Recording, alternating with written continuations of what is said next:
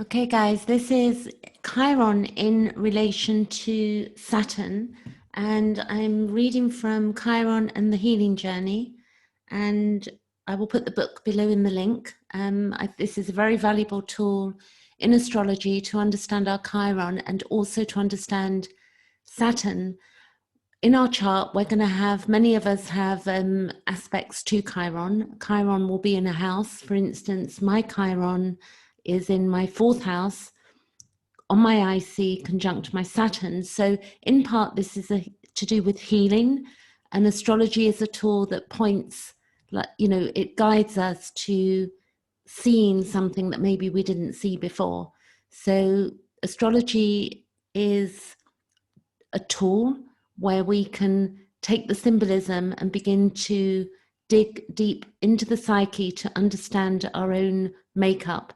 Nothing's written in stone, but the more we look at knowledge and we look at the symbolism and the symbols around us and our imagination, the ego begins to, the healthy ego gets a chance through confrontation and through knowledge, like this type of knowledge, we begin to see the bigger picture of who we are. So it's not about what's right or what's wrong or somebody telling us something, because everything that's collated and everything we're reading comes from another human being, that then as we ingest information, we begin to share it with others and through our wisdom and experience.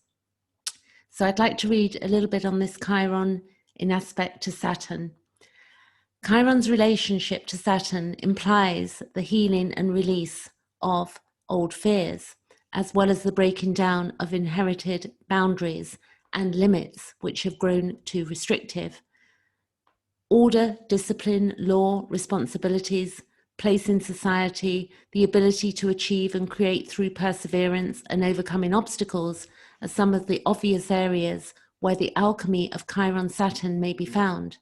At work, we learn to take responsibility for our own life structures and the experiences which arise, rather than blaming our parents, the government, the climate, or other outside agencies for our suffering.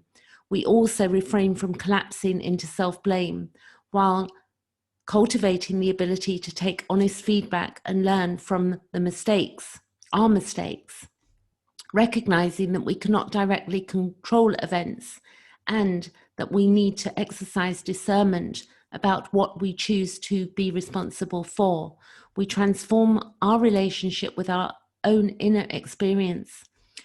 With patience and kindness, we allow time to work for us rather than feeling we are always working against it. We learn that in life of the soul, things take as long as they take, and there are no slick formulas or shortcuts which match the depth of integrity asked of us by these aspects. So what this is trying to tell us is that, time is not something that we can control, but we're given time, and through wisdom and through knowledge and understanding self, then we can begin to evolve. I'm going to read a little bit more. So Saturn and Chiron seek the middle way. They are also depict tests and trials which arise as we cultivate it. So this is not just, like our personal chart, this is the collective as well. At the moment, we've got Saturn with Jupiter and Pluto in the sign of Capricorn, and we're seeing the breakdown of society and structure. I haven't looked today at the aspects Chiron is making to Pluto, Saturn and Jupiter in the chart, but I'm going to have a look at that later and do some more work on this over the weekend.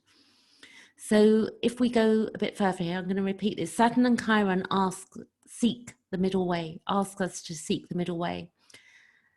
They are also depicting the tests and trials which arise as we cultivate it. Chiron's process, however, brings a multidimensional awareness of the issues we are working with.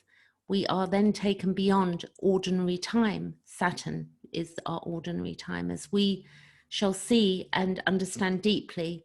With Chiron Saturn aspects, there is a progressive reclaiming of positive Saturnian energies as we work through various uncomfortable manifestations of Saturn, such as being rigid, fearful, and judgmental of ourselves and others. Okay, so that's it. I'm going to do some more work on this, but I really thought this bit of this book was really beautiful that I read, and it's on page 245 of Chiron and the Healing Journey, and it's by Melanie Reinhardt, and you can get it on Amazon and begin to look at your own Chiron in your chart. And if you want me to do that with you, I do chart work, and the purpose of the work that I'm doing is to help people to empower and to, by healing our own trauma, we need to get self-empowered and begin to find our own way in life and stop seeking outside ourselves. And this is very hard for us as human beings because we've been told that, you know, there's authority above us and we have to follow authority, that be it of our parents, and, you know, where there's been abuses and we're still having to follow along with authority. And most of us want to step out of that now. And yes, we do need each other. We are interdependent, but we want to get away from the codependency of our relationships to other and to the world in general, expecting other people to fix things. It's about working together as a collective and also doing our individual work. Hope this is useful to you. Catch you later.